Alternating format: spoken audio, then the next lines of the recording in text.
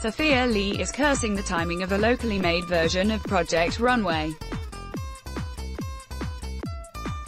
A fan from the very beginning of the US reality series, which sees fashion designers taking on a variety of challenges in the hope of winning of both prizes and valuable public exposure, the Christchurch-based lingerie and burlesque outfit designer is gutted that her personal circumstances have seemingly cost her a place in the inaugural New Zealand season.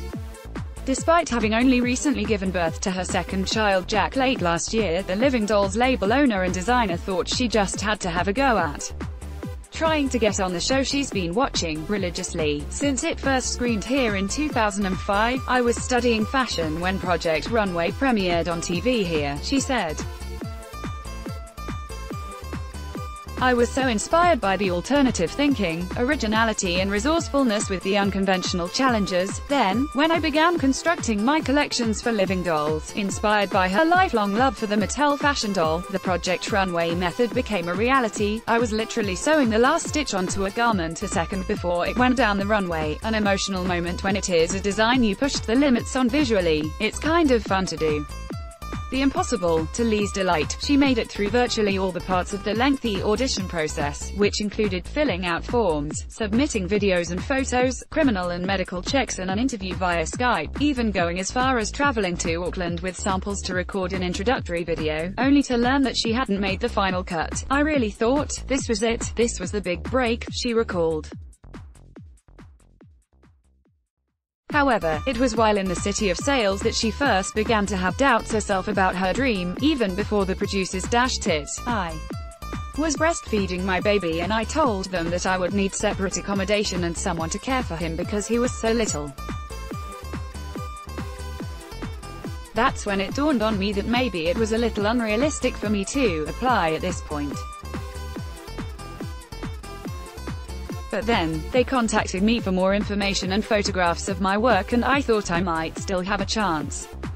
A week went by and I knew they were going to be filming in April and May, so I emailed them and they said, 'Sorry, we can't cast you this time, although I'd love to invite you back.'" While deeply disappointed, Lee, who also has 7-year-old Aiden, reflected that perhaps she was overly optimistic about her ability to be both a supermom and take part in the intense competition.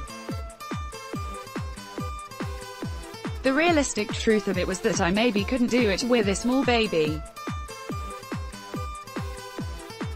To go through 6 weeks of 12-hour days, 6 days a week probably would have meant I couldn't be a mother at that time, as well as being a talented designer." Lee, whose Christchurch house was red-stickered in February 2011 earthquake, has also been an inspiration for many Kiwi women, creating outfits that celebrate beautiful, diverse, confident women, and staging alternative beauty pageants. Living Dolls garments have also featured on much-loved Kiwi drama Outrageous Fortune and even made it into the Playboy Mansion. In 2009 and 2010, we had the pleasure of having New Zealand's own Playboy model Vicky Lee Valentino grace our runway. Vicky Lee wore Living Dolls lingerie to the Playboy Mansion and it all went from there. Soon Playboy models from around the world were ordering light-up brass and candy swirl pasties, with Barbie corsets, and wearing them to the famous mansion and in glamour magazines.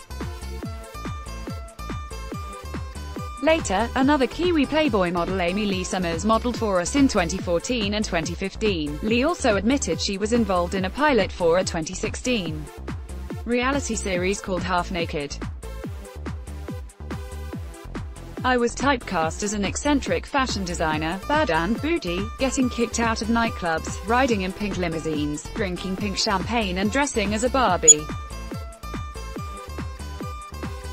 Although it was interesting and hilarious, I reflected about my son seeing it later in life, or, if it had made it onto MTV or the like, becoming known for trash TV, rather than for my fashion design."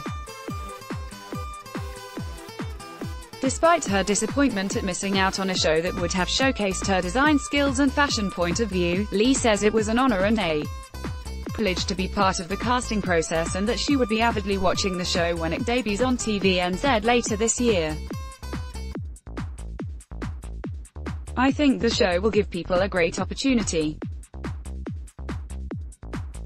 I think in New Zealand it is really hard in the fashion industry. You often do feel like you're at the bottom of the world.